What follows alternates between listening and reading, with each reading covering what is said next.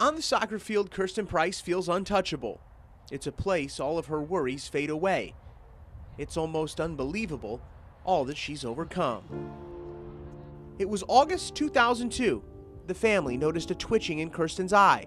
With her mom at work, her dad took her to the emergency room. When he called me, he basically said, I need you to leave work.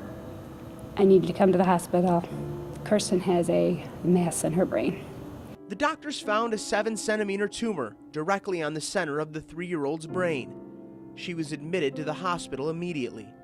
Her condition was worsening. She had lost her eyesight and her ability to walk. 3 days later, August 5th, doctors removed 97% of the tumor. You automatically say, what can I do? You know, I'm charged to be the dad. I'm the father of my girls. I have to fix it, but how can I fix it? And at that point, I looked at it and I said, no, it's my faith has to take over, it's God. Pathology reports came back and Kirsten had a malignant tumor. She had cancer and would require chemotherapy and bone marrow rescue. The process was grueling. She battled infections and lost part of her hearing. But after 6 months of treatment, Kirsten returned home in March of 2003. But the battle was just beginning. Kirsten spent months relearning how to walk. Her walking eventually led to her return to the soccer field. When I step out on the soccer field, I just forget everything.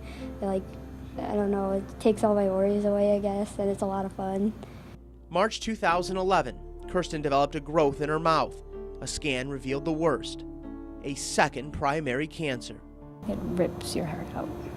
You wish, you pray, you talk to God, you negotiate with God, you tell him, can you do this to me? Let her be healthy, let this happen to me. Just let her be. Let her be a kid.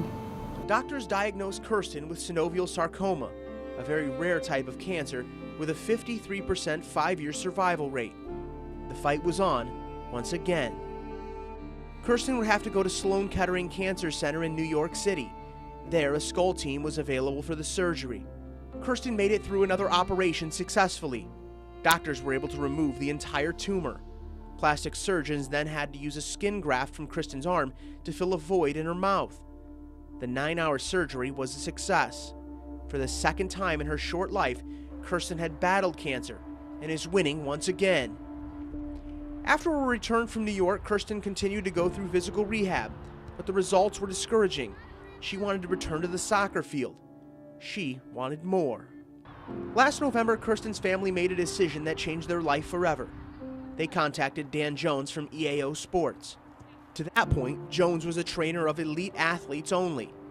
Jones talked to a friend, Lori Miller, herself a breast cancer survivor. It was a challenge that I knew I was up to because it's something I'm so familiar with, because sports and being an athlete are what got me through my cancer. We told them we don't know what her limits are. You might work with her a week and say, you know, she's as good as she's going to get. Or you might work with her and say, wow, there is no limit. Let us see what we can do. And that's what we needed to know. Now, Kirsten is doing things she never could have imagined. The training with Lori has paid off, and she's made her return to the soccer field. There comes a time when I never thought I would ever get to watch her do anything. And even the smallest achievements are huge. So when I see her do something, it makes me proud and it makes me excited. But to watch her on the field now, to see her out at tryouts, to see her out there working hard to try to reach a goal, I just look at her and say, I wish I could be half the person that she is. The cancer made me who I am today, and I wouldn't be where I am today if it wasn't for the cancer and overcoming everything. As she enters her sophomore year at St. Ursula, Kirsten still wears hearing aids and has scars as reminders of the cancer. At one point, doctors believed she wouldn't run and compete at a high level. Incredibly, she continues to defy the odds. Jordan Strack, T-Sports.